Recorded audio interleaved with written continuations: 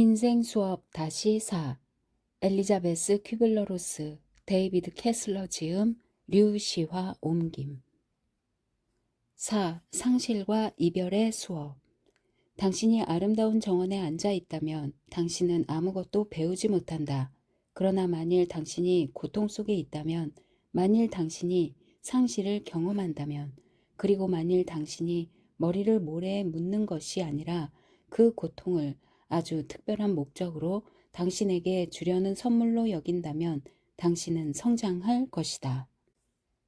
박사 과정을 끝마쳐가는 한 심리학과 학생이 할아버지의 병환 때문에 걱정하고 있었습니다.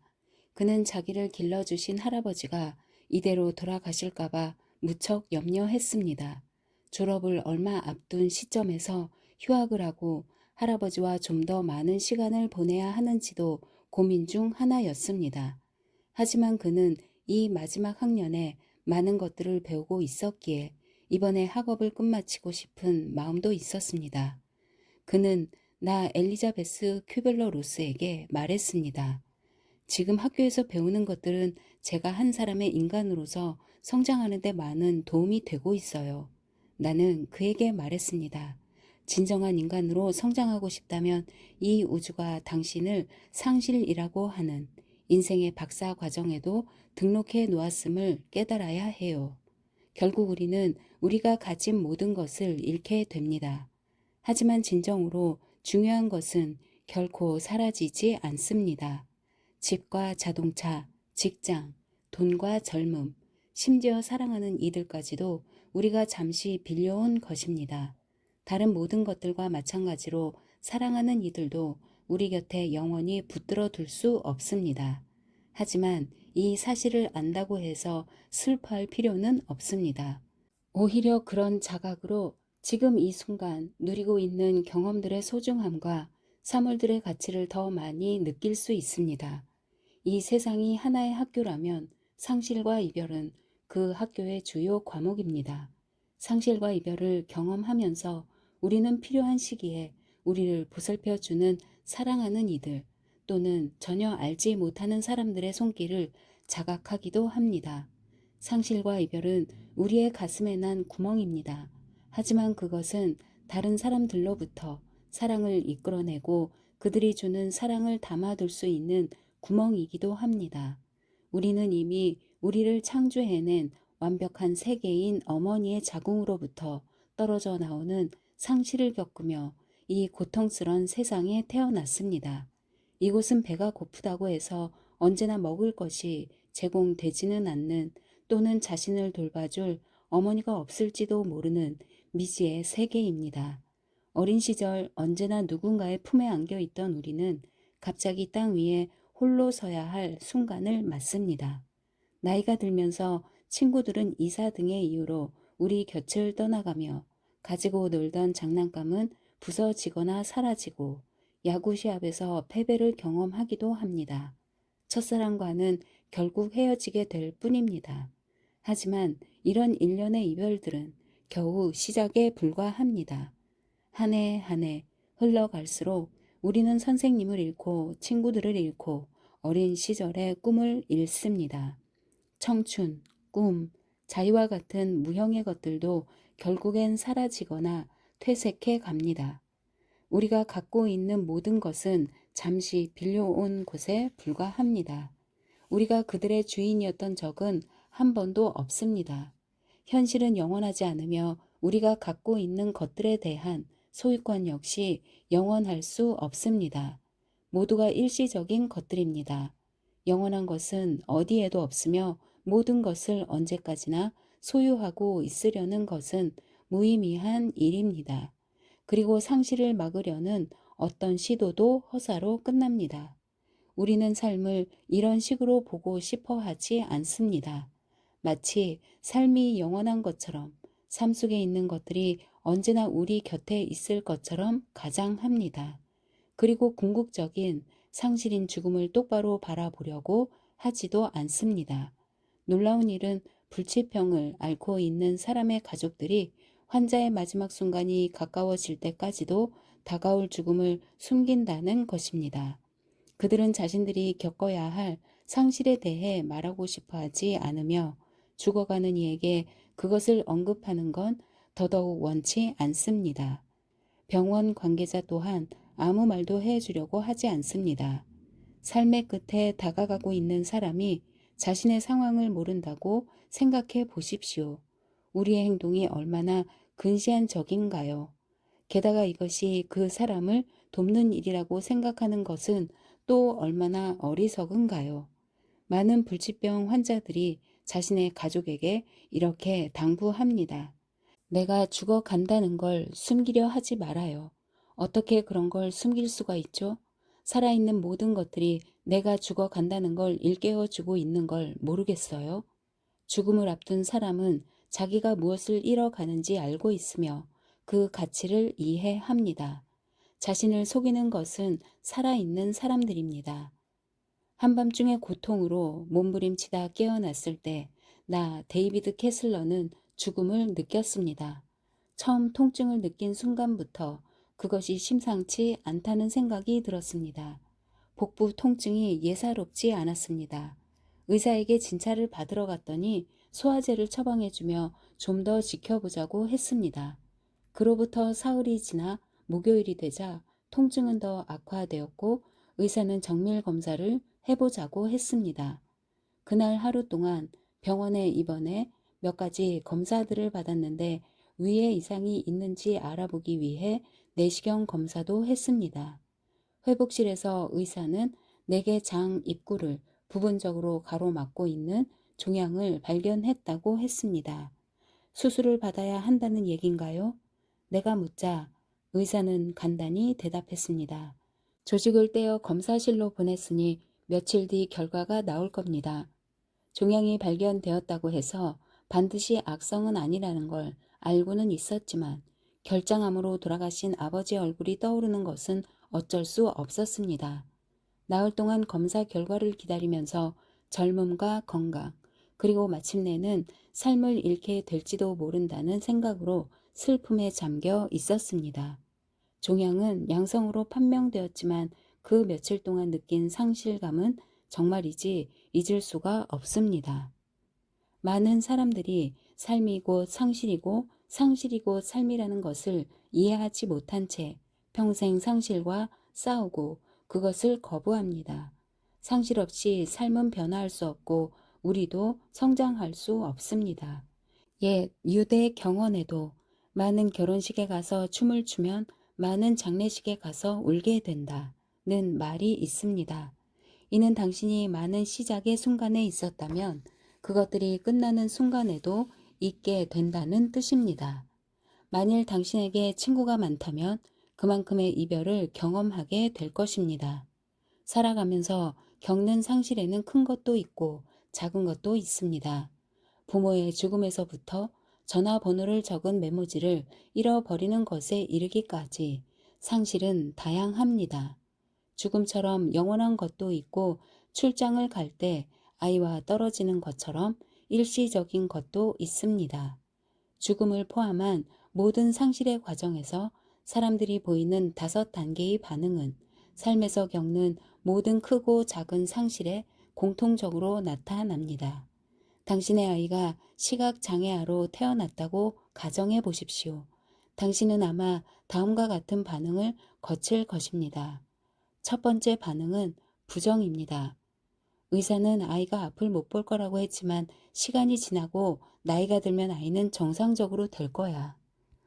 두 번째 반응은 분노입니다. 의사들은 도대체 뭐 하는 거야? 우리에게 좀 더 빨리 알려줬어야지. 신은 왜 우리에게 이런 시련을 주는 거지? 세 번째 반응은 타협입니다. 아이가 말귀를 잘 알아듣고 자라서 혼자 앞가림을 할 수 있게만 된다면 난 견딜 수 있어. 네 번째 반응은 절망입니다. 이건 끔찍한 일이야. 아이의 인생이 너무나 불쌍해. 그리고 다섯 번째 반응은 수용입니다. 어떤 문제가 생겨도 우린 잘 이겨낼 수 있어. 아이는 그래도 사랑으로 가득한 멋진 삶을 살 수 있어. 아니면 좀 더 사소한 문제로 넘어가서 당신이 콘택트 렌즈를 잃어버렸다고 가정해 봅시다. 렌즈를 잃어버린 것에 당신은 다음과 같이 반응할 것입니다. 첫 번째 부정입니다. 내가 그걸 떨어뜨렸다니 믿을 수 없어. 두 번째, 분노입니다. 젠장, 좀 더 조심했어야지. 세 번째, 타협입니다. 렌즈를 찾게 된다면 앞으로는 훨씬 더 조심할 거야. 네 번째, 절망입니다. 그걸 잃어버리다니 너무 아까워 견딜 수 없어. 새 것을 사야 하잖아. 그리고 다섯 번째, 수용입니다. 괜찮아. 어차피 언젠가는 바꿔야 하는데 뭐. 내일 아침 새 렌즈를 맞춰야겠어. 모든 사람이 상실에 대해 매번 이 다섯 단계를 모두 거치지는 않으며 반응이 항상 순서대로 나타나지도 않습니다. 또는 한 단계를 반복적으로 겪을 수도 있습니다. 하지만 우리는 매번 여러 가지 형태로 상실을 경험하며 그것에 반응합니다. 이렇게 축적된 상실의 경험은 삶에 더 잘 대처할 수 있는 힘이 됩니다. 누군가를 또는 무언가를 잃게 되었을 때 느끼는 감정은 그것이 무엇이든 당신이 마땅히 느껴야 할 감정입니다. 우리는 결코 누군가에게 넌 부정의 단계에 너무 오래 있었어. 이제 분노의 단계로 넘어가야 해. 하고 말할 위치에 있지 않습니다. 치유의 과정은 저마다 다르기 때문입니다. 상실을 경험했을 때 그 반응은 사람마다 다릅니다.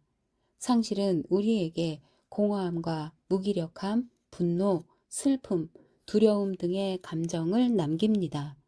불면증에 시달리거나 하루 종일 잠만 자게 될 수도 있습니다.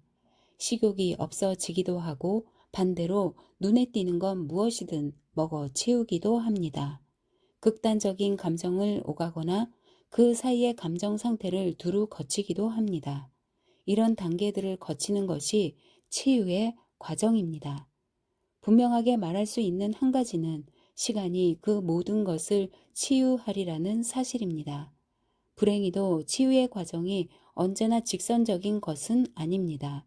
그래프의 상승선처럼 빠르고 분명하게 회복되지는 않습니다. 오히려 치유의 과정은 롤러코스터를 타는 것과 같습니다. 온전히 자신을 회복해 가다가도 갑자기 절망의 나락으로 떨어지고 역행하는 것 같다가 다시 앞으로 나아가기도 합니다. 그런가 하면 다시 시작점으로 돌아온 듯한 기분이 들 때도 있습니다. 이것이 바로 치유의 과정입니다. 결국 당신은 치유될 것이며 온전한 자신을 되찾게 될 것입니다. 잃어버린 것을 되찾지는 못하겠지만 그 상처를 치유할 수는 있습니다. 그리고 여행의 어느 지점에 도달하면 당신이 잃어버렸다고 슬퍼한 사람이나 사물이 결코 당신에게 소유된 적이 없었음을 깨닫게 될 것입니다. 또한 한편으론 그것들을 다른 방식으로 영원히 소유하게 되리라는 것도 알게 될 것입니다. 우리는 사람들이나 사물들이 지금 모습 그대로를 간직하기 바라지만 그럴 수 없다는 것을 압니다. 상실은 삶이 우리에게 던지는 가장 어려운 배움 중 하나입니다. 상실감에서 얼른 벗어나려고 애쓰고 때로는 그것을 미화시켜 보기도 하지만 자신이 소중하게 여기던 사람이나 사물과의 헤어짐은 가장 견디기 힘든 고통입니다. 곁에 없다는 사실이 언제나 마음을 성장시켜 주지만은 않습니다. 때로 그것은 견딜 수 없는 슬픔과 고독감과 공허를 안겨줍니다. 상실 없이는 성장도 없습니다. 또한 이상하게 들릴지 모르지만 성장 없이는 상실의 경험도 있을 수 없습니다. 이것은 이해하기 어려우며 어쩌면 그래서 우리는 매번 상처를 받는지도 모릅니다. 이 개념을 가장 잘 설명해 주는 교사는 일찍 자식을 잃은 부모들입니다. 그들은 마치 세상이 끝난 것 같은 기분이 든다고 말하는데 충분히 이해할 만한 일입니다. 그러고 나서 몇 해가 지나면 어떤 부모들은 그런 비극이 자신들을 성장시켰다고 말할 것입니다. 물론 자식을 잃지 않았다면 더 좋았겠지만 그 상실이 뜻밖의 방식으로 자신들에게 도움이 되었음을 알아차리는 것입니다. 그들은 열렬히 사랑하고 헤어지는 것이 한 번도 사랑하지 않는 것보다 낫다는 걸 배웠습니다. 그리고 사실 우리 중 누구도 사랑하는 아이를 떠나 보냈다고 해서 아예 그 아이가 태어나지 않은 시절로 되돌아가고 싶어 할 사람은 없을 것입니다. 상실의 경험을 통해 우리가 얼마나 성장했는지는 한눈에 드러나지 않습니다. 그러나 우리는 성장합니다. 상실로 인해 고통받는 적이 있는 사람은 결국 더 강해지고 더 온전한 존재가 됩니다. 중년의 나이에 이르면 머리카락은 조금 빠지지만 외모 못지않게 내면도 중요하다는 것을 깨닫게 됩니다. 퇴직하면 수입은 없어지지만 더 많은 자유를 누릴 수 있습니다. 노년에 이르면 자식들에게 의존할 수밖에 없지만 베풀었던 사랑을 돌려받습니다. 소유하던 것을 잃은 슬픔이 가시고 나면 자신이 좀 더 자유로워지고 세상을 가볍게 여행할 수 있게 되었음을 깨닫습니다. 때로 관계가 끝났을 때 우리는 비로소 자신이 누구인지 깨닫게 됩니다. 그것은 사람들과의 관계 속에서의 자신이 아닌 홀로 있는 자신을 말합니다. 어떤 물건이나 능력을 잃게 되었을 때 비로소 자기가 잃어버린 것이 얼마나 소중한 것이었는지 깨닫게 됩니다. 상실이라고 하면 우리는 대개 사랑하는 사람, 목숨, 가정, 아니면 돈과 같이 중요한 것들을 잃는 경우를 떠올립니다. 하지만 상실이 주는 배움을 통해 어느 순간 당신은 삶에서 하찮게 여기던 것들이 얼마나 중요한 것이었는지 깨닫게 됩니다. 신체 마비로 생활 반경이 거실에 있는 환자용 침대와 그 옆 의자로 제한된 지금에서야 나 엘리자베스 퀴블러 로스는 이제까지 당연시 해온 것들이 아직 곁에 있다는 사실에 감사할 수 있게 되었습니다. 아직 화장실은 혼자서 갈 수가 있습니다. 만일 혼자 힘으로 화장실에 갈 수 없고 혼자서 목욕을 할 수 없다면 엄청난 무력감을 느꼈을 것입니다. 이런 일들을 여전히 내 힘으로 할 수 있어서 지금 나는 너무도 감사합니다. 죽도록 사랑하는 사람을 잃는다는 것은 분명 가장 가슴 아픈 경험입니다. 다른 이들에게 결례가 되지 않기를 바라며 한 가지 흥미로운 사실을 언급하자면 이혼이나 별거를 통해 헤어짐을 경험한 사람들은 종종 죽음이 궁극적인 상실이 아님을 깨달았다고 말한다는 것입니다. 살아있는 사람과의 이별이 훨씬 더 힘든 경험이라는 것입니다. 그 사람이 계속 세상에 존재한다는 걸 알면서도 함께할 수 없다는 것은 죽음으로써 영원히 헤어지는 것보다 훨씬 더 고통스럽고 견디기 힘들다고 그들은 말합니다. 그러나 사랑하는 사람이 죽은 경우에는 가슴속에나 기억 속에 계속 살아있기 때문에 그와 함께할 새로운 방법을 찾을 수 있습니다. 죽음을 앞둔 사람들로부터 우리는 상실에 대해 흥미있는 것들을 배울 수 있었습니다. 의학적으로 죽었다가 다시 살아난 사람들로부터도 다음에 공통된 점을 배울 수 있습니다.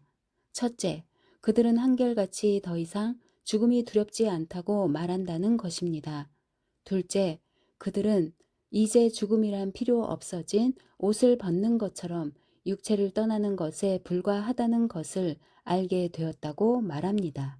셋째, 그들은 죽음 속에서 온전한 자신을 느꼈고 자신이 모든 사물, 모든 존재와 연결되어 있음을 느꼈습니다. 더불어 어떤 상실감도 느끼지 못했다고 말합니다. 마지막으로 그들은 절대 외롭지 않았으며 누군가가 자신과 함께 있음을 느꼈다고 말합니다. 한 30대 남성은 아내가 갑자기 자신을 떠났다고 내게 말했습니다. 그는 완전히 망연자실해 있었습니다. 앞으로 자신이 겪게 될 고뇌에 대해 이야기하면서 그는 이렇게 물었습니다. 상실감이라는 게 이런 건가요? 내 친구들 중 여럿이 불화나 이혼, 죽음 등으로 배우자를 잃었어요. 그들이 슬픔과 아픔을 호소하곤 했을 때 난 그게 어떤 느낌인지 알지 못했어요. 이제 상실이 주는 고통이 어떤 것인지 알게 되니 그 친구들한테 가서 미안해. 내가 그때 어떤 기분이었는지 전혀 이해하지 못했어. 하고 말해주고 싶어요. 난 성숙해졌고 타인의 마음을 더 헤아릴 줄 알게 되었어요. 앞으로 상실로 괴로워하는 친구가 있으면 전과는 완전히 다른 모습으로 그들 곁에 있어 줄 거예요. 전에는 전혀 생각하지 못한 방식으로 그들에게 힘이 되어주고 그들이 겪는 고통을 진심으로 이해해 줄 거예요. 이것이 상실이 우리 삶에 기여하는 것 중 하나입니다. 상실은 인간을 하나로 묶어주고 서로 깊이 이해하게 해줍니다. 그리고 삶의 어떤 가르침보다도 더 깊이 우리를 연결해 줍니다.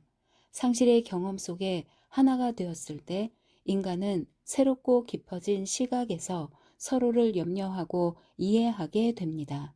상실만큼이나 힘겨운 것은 상실을 겪게 되지 않을까 하는 불안감입니다. 흔히 환자들은 건강이 회복되지 않을 거라면 차라리 죽어버릴 거야 라거나 검사 결과가 나오길 기다리는 것이 힘들어 죽겠어 하고 이야기합니다. 재결합을 시도하고 있는 한 부부는 별거하고 있는 지금 상황은 정말 죽을 맛이에요.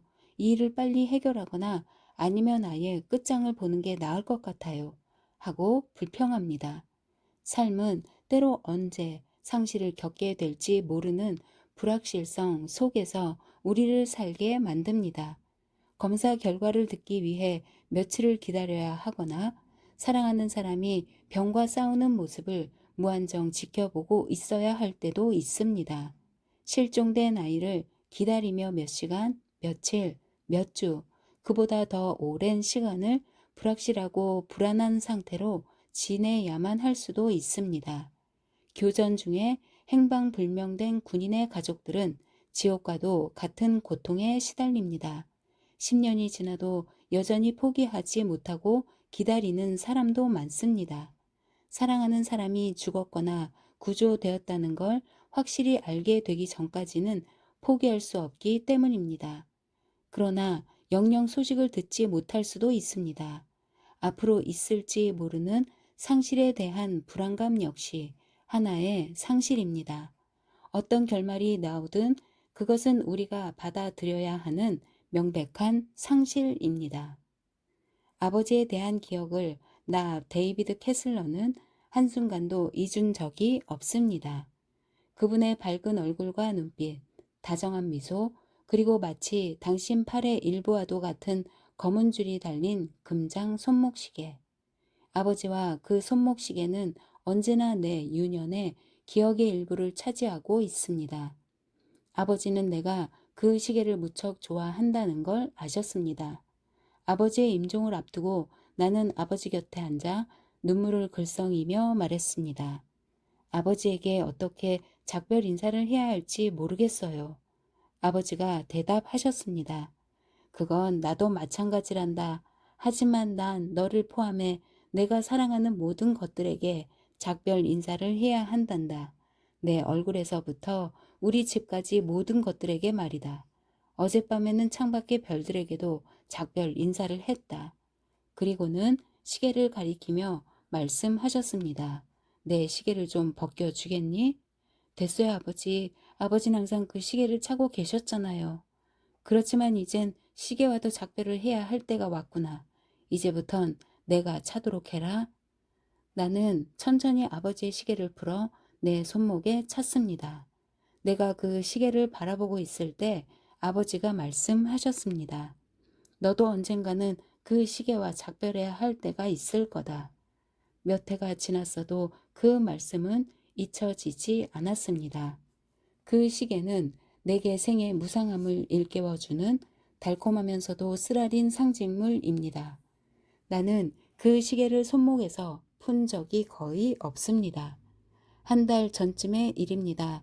직장에서 바쁜 하루를 보내고 퇴근길에 친구와 체육관에서 운동을 하고 샤워를 한 뒤 집으로 돌아왔습니다. 그리고 옷을 차려입고 저녁 모임에 나갔습니다. 그날 밤 막 잠자리에 들려는 순간 나는 시계가 없어진 걸 알아차렸습니다. 그 후로 며칠 동안 시계를 찾아 사방을 돌아다녔지만 헛수고였습니다. 돌아가신 아버지와 내 어린 시절의 상징인 시계를 잃어버렸다는 자책감과 싸우면서 나는 아버지가 돌아가실 때 하신 말씀을 떠올렸습니다. 언젠가 내가 죽는 날 혹은 다른 어떤 상황에 의해 그 시계를 잃게 되리라는 걸 알고 있었지만 우리가 소유하고 있는 모든 것은 잠시 우리에게 맡겨진 것에 불과하다는 가르침을 새삼 뼈저리게 느꼈습니다. 시간이 흘러감에 따라 그 생각에 익숙해졌고 필연적으로 일어난 상실에 적응이 되어 갔습니다. 나는 시계에 집착하는 대신 나와 아버지를 연결해 줄 수 있는 다른 방법을 찾았습니다. 언젠가는 나 역시 모든 것들과 작별해야 한다는 아버지의 말씀에 평화를 찾을 수 있었습니다. 석 달이 지난 어느 날 나는 침대 스탠드에 물을 쏟고 말았습니다. 물을 닦아내려고 침대 너머로 몸을 기울이다가 시계를 발견했습니다. 그것은 침대 난간 뒤에 떨어져 있었습니다. 시계는 다시 내 손목으로 돌아왔지만 우리가 소유하고 있는 모든 것은 영원하지 않다는 내 생각에는 변함이 없습니다. 그리고 이렇게 모든 것들과 작별해 나가는 과정을 통해 결국엔 자신의 내면에서 영원히 사라지지 않을 무언가를 발견하게 될 것입니다. 우리가 어떤 물건을 소중히 간직하는 이유는 그 물건 자체의 가치보다는 그것이 상징하는 의미 때문입니다. 하지만 그것의 의미는 물건과는 상관없이 영원히 우리와 함께 있습니다. 상실은 아주 복잡한 감정이며 한 가지 모습으로 드러나지 않습니다. 상실에 대한 반응은 어느 누구도 예측할 수 없습니다. 슬픔은 아주 개인적인 감정입니다. 슬픔의 감정은 사람에 따라 격렬하게 나타날 수도 있고 깊숙이 잠재되어 있을 수도 있습니다. 상실 또는 상실의 가능성은 가족, 친구, 직장 동료, 환자를 돌보는 의료진 등 주변 모든 이들의 감정에 영향을 미칩니다. 심지어 애완동물조차 상처를 받습니다. 주위 모두가 상실감을 느낍니다. 그것 때문에 우리는 서로 멀어질 수도 있고 더 가까워질 수도 있습니다. 세미나에 참석한 한 여인은 남편을 잃은 슬픔에 빠져 있었습니다. 남편과 사별해서가 아니라 투병 생활을 하던 남편과 이혼했기 때문이었습니다. 그녀는 남편이 암으로 투병하는 동안 어떻게 갈등이 시작되었는지 설명했고 그것은 매우 흥미로웠습니다. 남편이 치료를 받는 동안 나는 밤마다 잠을 이룰 수가 없었어요. 잠이 들었다가도 다시 깨어 그 사람이 숨을 쉬고 있는지 확인해야만 했어요. 남편을 잃을지도 모른다는 생각에 거의 소진된 상태였어요. 깨어있는 상태로 누워서 이 사람이 숨을 멎는 날엔 난 어떻게 해야 하나 고민했어요. 이대로 그를 잃게 될지도 모른다는 생각이 들자 견딜 수가 없었어요. 그러다가 결국 신경쇠약에 걸리게 되었고 죄의식 속에서 이혼하고 말았어요. 몇 년이 지난 지금 그는 건강을 회복했어요. 그 일을 겪으면서 난 누군가 생명이 위태로운 사람이 곁에 있으면 모든 이의 관심이 그 사람에게만 집중된다는 걸 알게 되었어요. 모두들 그의 몸 상태가 어떤지, 기분은 어떤지, 치료가 잘 되고 있는지에만 신경을 썼어요. 그때 나는 상실에 대한 두려움을 느끼는 자신이 너무 이기적이라고 생각했어요. 사람들에게 이봐요, 난 어떻게 해야 하죠? 하고 말할 생각은 전혀 하지 못했어요. 그런 말을 해서는 안 된다고 생각한 거죠. 난 환자가 아닌데 죽어가는 사람은 바로 남편인데 어떻게 내가 도와달라고 할 수 있겠어요. 그래서 계속 입을 닫고만 지내다가 결국 무너져 버린 거죠. 살인이나 전염병, 돌발적인 재난 등으로 많은 사람들이 목숨을 잃었을 때 우리의 슬픔은 가중됩니다.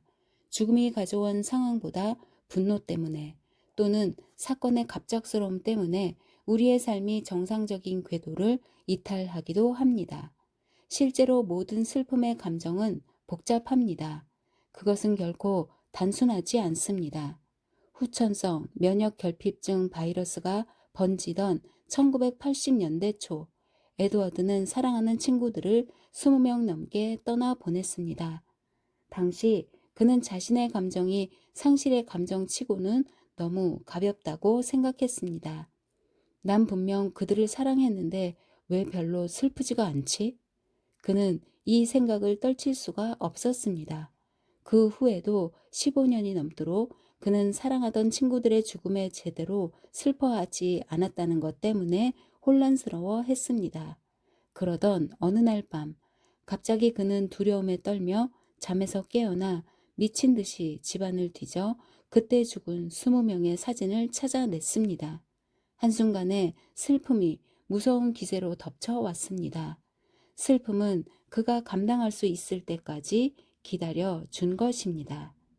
우리는 각각 다른 시기에 각각의 방식으로 상실을 경험합니다. 현실을 받아들이게 되기까지 저마다 유예 기간을 가지고 있습니다. 때가 되면 그 감정들을 느끼게 될 것입니다. 우리가 준비될 때까지 그 감정들은 어딘가에 안전하게 숨어 있습니다. 이것은 부모를 여인 아이들이나 10대들에게 흔히 있는 일입니다. 어른이 되어 감정을 다스릴 수 있게 되기 전까지 그들은 그렇게 큰 슬픔을 느끼지 않을 것입니다. 과거로부터 달아날 수는 없습니다. 과거의 슬픔은 종종 우리가 준비가 되어 그것을 꺼낼 때까지 유예되어 있습니다. 때로는 새로운 상실이 과거의 슬픔을 일깨우기도 합니다. 또는 나중에 다른 상실을 경험할 때까지 현재의 상실을 느끼지 못할 수도 있습니다. 1940년대에 흔했던 전쟁 신부, 전쟁터에 나간 군인과 결혼한 신부 중 한 사람이었던 모리는 당시 병무청으로부터 남편의 사망 통지서를 받고 망연자실했습니다. 학생 커플인 모린과 롤랜드는 일본이 진주만 폭격을 감행한 몇 주 뒤 롤랜드가 입대하기 직전 서둘러 결혼식을 올렸습니다. 그들이 결혼하던 해에 롤랜드는 공군 훈련을 마치고 해외로 파병되었습니다. 그런데 사망 통지서가 날아온 것입니다. 21세의 과부가 된 모리는 남편의 죽음을 슬퍼하기보다는 곧바로 다른 주로 이사해 직장을 구하고 새 삶을 시작했습니다. 그리고 재혼을 했습니다. 그 후 세 딸을 낳았고 과거는 완전히 잊혀졌습니다. 새 남편은 모린의 전 남편에 대해 알고 있었지만 그녀는 세 딸이나 새로 사귄 친구들에게 롤랜드에 관한 이야기를 한 번도 하지 않았습니다. 집에 그의 사진을 걸지도 않았고 전에 시댁 식구들이나 두 사람이 친하게 지냈던 친구들 중 어느 누구와도 연락을 끊었습니다. 그렇게 50년이 지났고 두 번째 남편도 병으로 세상을 떠났습니다. 그러자 사별한 두 남편을 향한 슬픔이 한꺼번에 몰려와 눈물이 터져 나왔습니다. 감정을 달래기 위해 그녀는 거실에 두 사람의 사진을 나란히 걸어두었습니다. 첫사랑과 두 번째 남편의 사진을. 그러면서 마침내 자신이 겪은 상실감과 슬픔을 정리해 나갈 수 있었습니다. 사람들은 흔히 사랑하는 사람, 특히 뒤섞인 감정을 느낀 부모님을 잃었을 때 혼란을 느끼게 됩니다. 상실감을 헤쳐나가는데 가장 큰 장애가 되는 것은 자기가 사랑하지 않은 사람에 대해 상실감을 느끼는 자신을 인정하려 들지 않는 것입니다. 한 여성은 이렇게 말했습니다. 엄마는 내게 아주 심하게 대했어요. 말 그대로 폭군이었죠. 그런 엄마가 돌아가셨는데 내가 왜 슬퍼해야 하죠?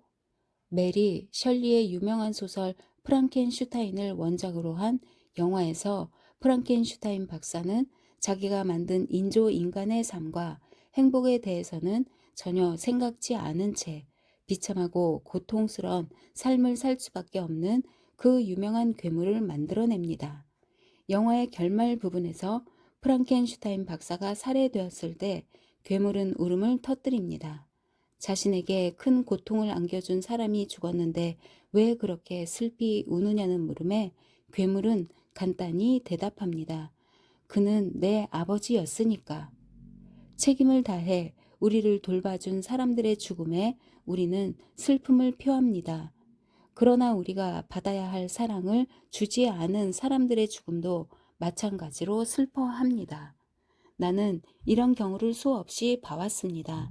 심하게 구타당한 아이가 병원에서 엄마를 애타게 찾지만 엄마는 아이를 때린 죄로 구치소에 갇혀 있기 때문에 올 수 없는 경우도 있었습니다. 자신에게 냉혹하게 대한 사람들의 죽음에 대해서도 진심으로 슬픔을 느낄 수 있습니다. 그들의 죽음이 슬프게 느껴진다면 슬퍼해야 합니다. 충분히 그 상실을 느끼고 슬퍼해야 하며 그들이 사랑받을 자격이 없다고 생각되더라도 그들의 죽음이 무시되어선 안 된다는 사실을 인정해야 합니다. 상실의 감정이 복잡하든 단순하든 우리는 자신만의 시기에 자신만의 방식으로 그것을 치유할 것입니다. 어느 누구도 우리에게 지금쯤 상처가 치유되었어야만 해 라거나 치유되는 속도가 너무 빨라 라고 말할 순 없습니다. 슬픔의 방식은 개인마다 다릅니다. 그러므로 삶의 어느 한 지점에 묶여 있지 않고 계속 앞으로 나아가는 한 우리는 치유될 것입니다. 상실의 슬픔을 이겨내기 위해 우리는 무의식적으로 그것을 재현하기도 합니다. 그러고는 마침내 그것을 치유해냅니다. 상실로 상처받았다면 상실로부터 자기를 지키는 방법을 찾아낼 것입니다. 예를 들어 자신의 상실감을 잊으려 노력하면서 다른 사람을 도울 것입니다. 우리는 자신의 상처를 잊기 위해 다른 사람의 상처를 돌봅니다. 그러다 보면 누구의 도움 없이도 홀로 설 수 있게 됩니다. 진리언은 5살 때 부모에 의해 고아원 계단에 버려졌습니다. 아직 어렸던 진리언은 그것이 무엇을 의미하는지 몰랐습니다. 이제 지혜로운 중년 여성이 된 그녀는 정신적으로 건강하고 자립심도 강합니다.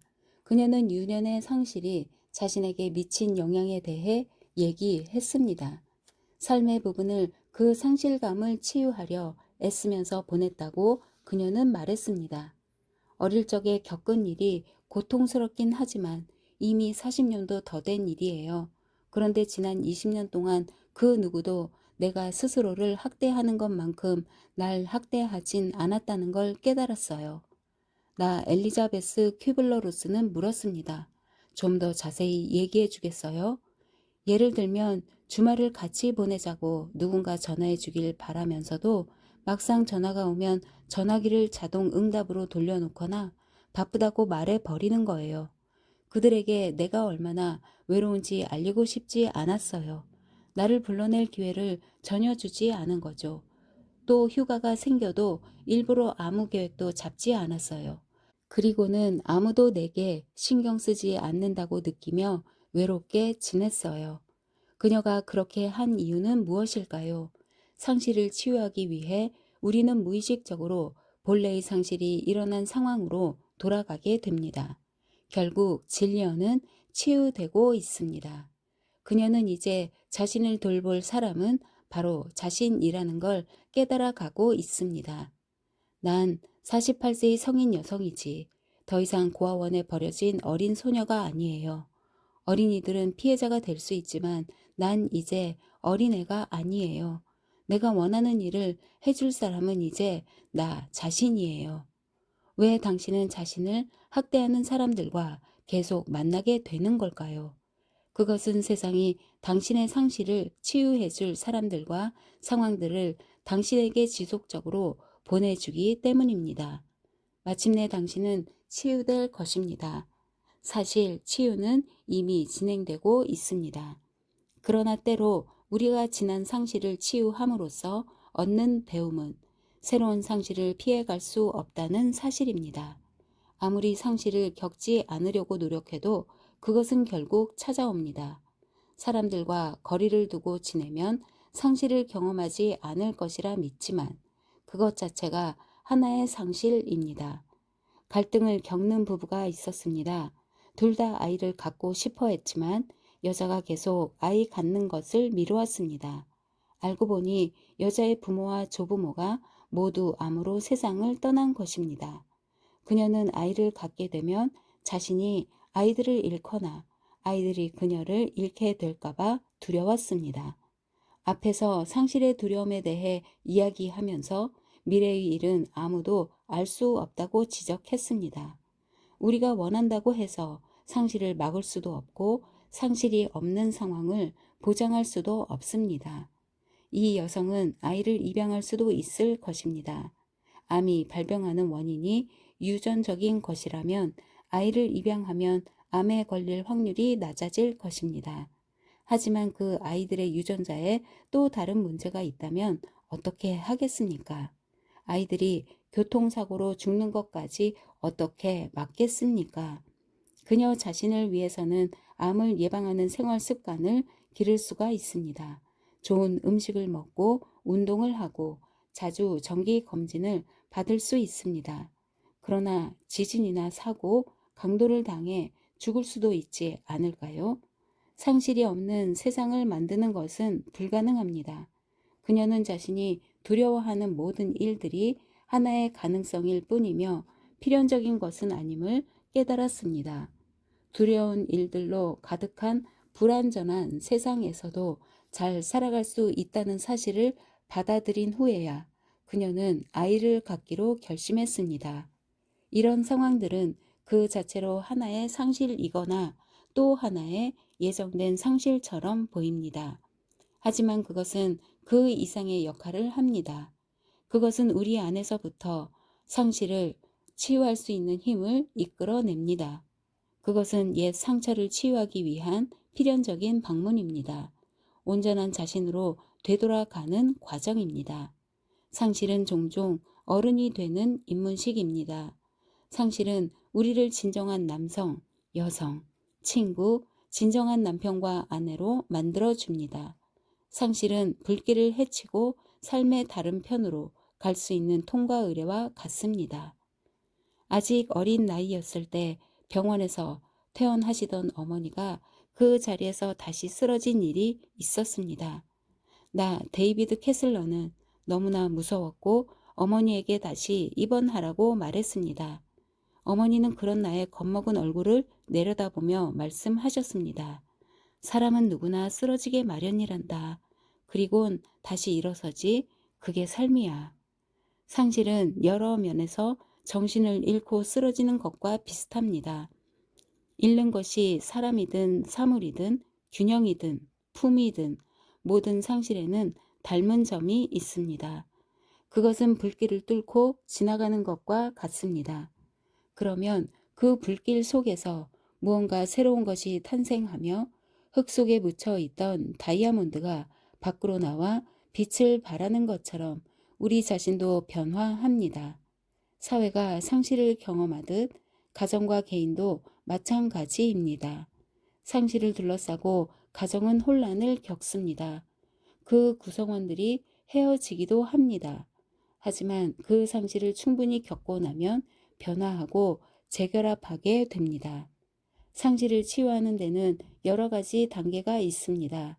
마음의 준비가 되면 먼저 상실을 느끼고 그 사실 자체를 인정해야 합니다. 상실을 부정하는 시간을 갖되 자신이 느끼는 것이 정상적인 감정임을 잊지 말아야 합니다. 고통을 겪는 것만이 고통에서 벗어날 수 있는 유일한 길입니다. 때가 되면 그것을 이해할 것입니다. 많은 경우 상실을 진정으로 이해하기까지는 여러 해가 걸립니다. 그때 비로소 당신은 상실을 가져다 준 이 세상을 받아들일 수 있게 될 것입니다. 죽음과 맞서 싸우는 사람들을 관찰하다 보면 그들의 행동에서 놀라운 상징성을 발견할 수 있습니다. 그들은 처음엔 마치 나는 한때 이곳에 존재했었다 고 말하려는 듯이 열심히 자신의 사진을 찍습니다.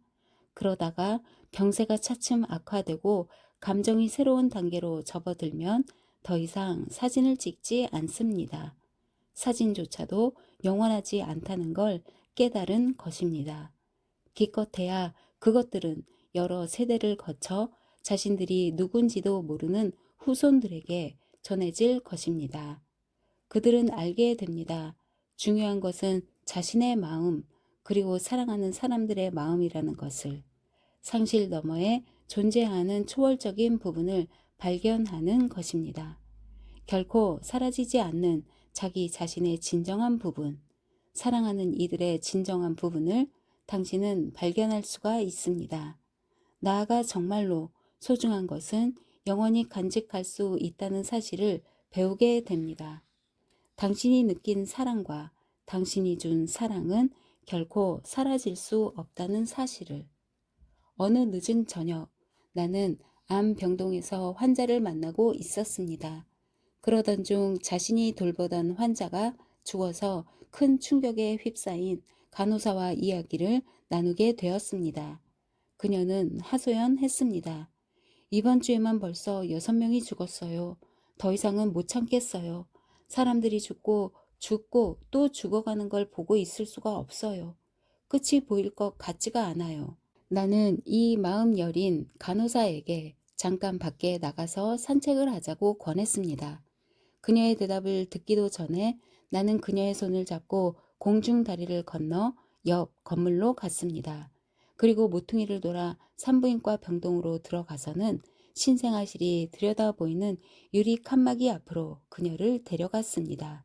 그 앞에 서서 나는 마치 한 번도 보지 못한 광경을 보는 듯 새 생명들을 바라보는 그녀의 얼굴을 지켜보았습니다. 나는 이렇게 말해 주었습니다. 힘들 때마다 자주 여기 들러서 이 세상에 단지 죽음만이 있는 건 아니라고 스스로에게 얘기해 주세요. 가장 고통스러운 상실을 겪는 와중에도 삶은 계속됩니다. 온갖 상실과 고통이 당신에게 밀어 닥치더라도 새로운 생명의 기운이 주위를 가득 채우고 있습니다. 고통의 가운데 있을 때는 상실감이 결코 끝나지 않을 것 같지만 삶이라는 수레바퀴는 계속 굴러갑니다. 그 간호사는 자신의 직업을 단지 죽음의 측면에서만 바라보았다는 것을 깨달았습니다. 어쩌면 오래전에 이곳과 비슷한 신생아실에서 태어났을지도 모를 사람들, 그들이 자신의 삶을 완성하도록 돕는 것이 그녀의 일이었습니다.